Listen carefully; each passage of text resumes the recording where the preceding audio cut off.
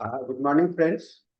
आइए आज हम लोग एक नए रूब्रिक्स को पढ़ते हैं फिर।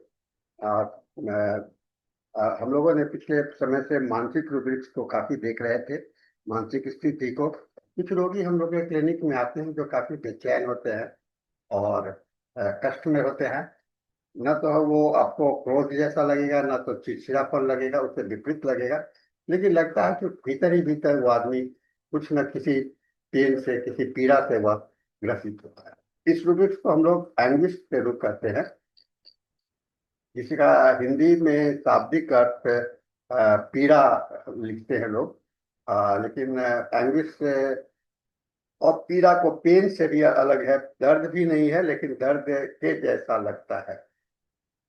इसका मानसिक और भावनात्मक है, इसको कह सकते हैं मेंटल पेन, है ना। मेंटल पेन या इमोशनल पेन कह सकते हैं, जो कि बेचैनी और भय और अनिष्टा की भावना के साथ में जुड़ा होता है। यह सामान्य चिंता से अधिक गंभीर अवस्था है। इसमें व्यक्ति पूर्णतः मानसिक यातना से ग्रस्त हो जाता है और शारीरिक स्तर पर भी बेचैन दिखलाता है। इसे अत्यधिक चिंता का वह रूप कहा जा सकता है जो कि सहन करना या उसको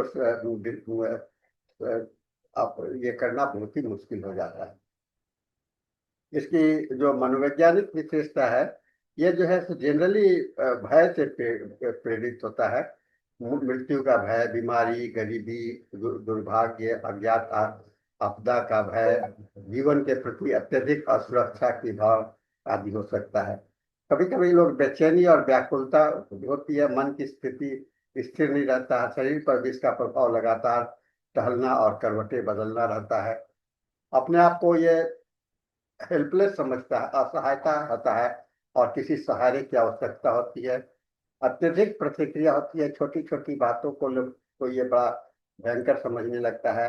और शारीरिक लक्षण जो है भी दिखलाई पड़ेगा आपको। कभी कभी धड़कन तेज हो जाएगा, पसीना ज्यादा आएगा, हाथ पर अचानक ठंडा होगा, कपकपी आने लगेगा। ये अवस्था रात में या अकेलेपन में भी ज्यादा होता है।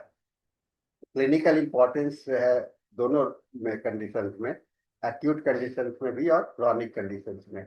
जैसे अगर एंजीना का पेन है तो उस समय में मृत्यु का भय होगा, एंग्यूस का भय होगा, अचानक होने वाले दर्द में जोर जोर से चिल्लाना और व्याकुल हो जाएंगे। छोटा सा भी दर्द होगा तो दमा के दौरे में भी सांस घबराहट के साथ में होगा, और तेज बुखार, भय, भ्रम और के साथ होगा। और इसका जो क्रॉनिक स्टेज है, जिसको कि दीर्घकालिक अवस्था भी बोलते हैं, बार बार होने वाले पैनिक अटैक आएंगे, मृत्यु भय से ग्रसित होगा और गंभीर डिप्रेशन में रोगी के लक्षण होंगे। बहुत सारी होम्योपैथिक दवाइयां हैं जो कि हम लोग व्यवहार में ला सकते हैं। लेकिन इस रूब्रिक्स के अंदर में इन दवाइयों के अलावे भी और भी दवा है, इसका अलग अलग अध्ययन करना आवश्यक होगा। आर्सेनिक एल्बम होगा, जो कि व्याकुलता, असहनीय भय, पीर, मृत्यु का डर, रात में अत्यधिक परेशानी, सहारे की आवश्यकता है। एक्वानाइट हो गया, अचानक पीड़ा, घबराहट, मृत्यु या का निश्चित समय बचाना। इग्नेशिया, मौन पीड़ा, गहरी आहें भरना, दबी हुई भावनाएं। बेलाडोना, तेज बुखार, लाल चेहरा, व्याकुलता। फॉस्फोरस, स्वास्थ्य को लेकर के भय, अकेले पर नहीं रह पाएगा और सहानुभूति की आवश्यकता होगी। रोगी का जो आप देखेंगे, आपके सामने में बैठा होगा या ये उसके गार्जियन या उसके अटेंडेंट्स बताएंगे, ये स्थिर नहीं बैठता है, बार बार इधर उधर चलता है। कभी कभी अगर बैठा हुआ भी है तो कभी हाथ इधर है, कभी उधर पैर में होगा। ये दूसरे के पास में सट करके बैठने का कोशिश करेगा, चुपचाप थोड़ा सा खिसकते, और मॉर्निंग का व्यवस्था होगा। चेहरे पर भय और घबराहट भी इसमें स्पष्ट दिखेगा। और मौखिक अभिव्यक्ति होगा, डॉक्टर साहब अब तो मैं मरने वाला हूँ, क्या करूँ, मुझे कुछ कीजिए। या नहीं तो कह सकता है, मुझे अकेला मत छोड़ना, अपने साथियों को डर लग रहा है ना। कुछ या कहेगा, कुछ देखिए डॉक्टर, कुछ बुरा होने वाला है मेरे साथ में। या कहेगा, मुझे बताइए दर्द, ये जो है तो दर्द जो है सो बर्दाश्त नहीं हो रहा है। हम लोग इसे क्रोध से और इरिटेबिलिटी से भी तुलना करना चाहिए। क्योंकि यह ना तो क्रोध है ना तो चिड़चिड़ापन है, बल्कि ये दोनों के अलग हट करके या दोनों में से कुछ न कुछ अंश तीनों में से इसका होता है। जैसे इसका मुख्य भावना जो होता है एंग्विश का, वह भय, कष्ट और असहायता, ये तीनों का मिश्रण है। भय भी है, कष्ट भी है और असहायता, हेल्पलेस फीलिंग भी है। क्रोध जो होता है, एंगर जो होता है, वो आक्रोश प्लस आक्रामक का होता है, आक्रामक होता है। और चिड़चिड़ापन जो होता है असंतोष और चीज होता है ना। एंग्विश में जो ऊर्जा का स्तर होता है वह थकाने वाला होता है, कमजोर करने वाला होता है।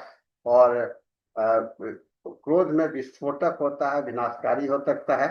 और चिड़चिड़ापन जो है तो लगातार बना हल्का रहता है लेकिन लगातार बना रहता है। व्यवहार जो है एंग्विश का, रोना, दूसरे से चिपकना, व्याकुलता, ये है। क्रोध में आपको चिल्लाएगा, मारपीट कर देगा, धमकी देगा या गाली भी दे सकता है। इरिटेबिलिटी में शिकायत करना, दोष को ढूंढना, दूसरे के प्रति दोष को शिकायत करें। इसके रोगी का जो भाषा है एंग्विश का, मैं मर जाऊंगा, बचाओ, मुझे बचाओ। क्रोध में कहेगा मैं तुझे सबक सिखाऊंगा, है ना, या कुछ इसी तरह से तेज आवाज में बोलेगा। चिड़चिड़ापन या इतना देर क्यों हो रहा है। शारीरिक संकेत जो भी मिलेगा आपको, वह देख सकते हैं, पसीना है, धड़कन है, तेज हाथ पैर ठंडे हो रहे हैं। क्रोध जो है तो चेहरा लाल है, आंखें लाल है, मांस मांसपेशियों में खिंचावट है। और इरिटेबिलिटी में माथे पर बल और बेचैनी दिखलाई पड़ सकता है। चिकित्सकीय संकेत स्थिति जो है, clinical conditions, panic disorder, angina pectoris का पेन होगा। और बुखार में डिलीरियम टाइप का होगा। क्रोध में होगा बीपी हाई हो सकता है, लीवर का डिजीज हो सकता है, या मेंटल उन्माद होगा, पागलपन जैसा होगा। और इरिटेबिलिटी मासिक धर्म से पहले, चिड़चिड़ापन या पुराना सिर दर्द होगा। तो हम लोग सीधे संक्षिप्त में ये कह सकते हैं, एंग्विश भय प्रधान है और आक्रामक नहीं होता है। क्रोध बाहरी की ओर होता है, व्यक्ति या परिस्थिति पर होता है। जबकि पीड़ा जो होता है, एंग्विश जो होता है, इंटरनल होता है और व्यक्ति स्वयं को संकट मानता है ना। एंग्विश में अपने आप को मानता है, क्रोध जो है तो परिस्थिति या व्यक्ति पर होता है। और चिड़चिड़ापन हल्की और स्थायी प्रवृत्ति है, रेगुलर बना रहता है।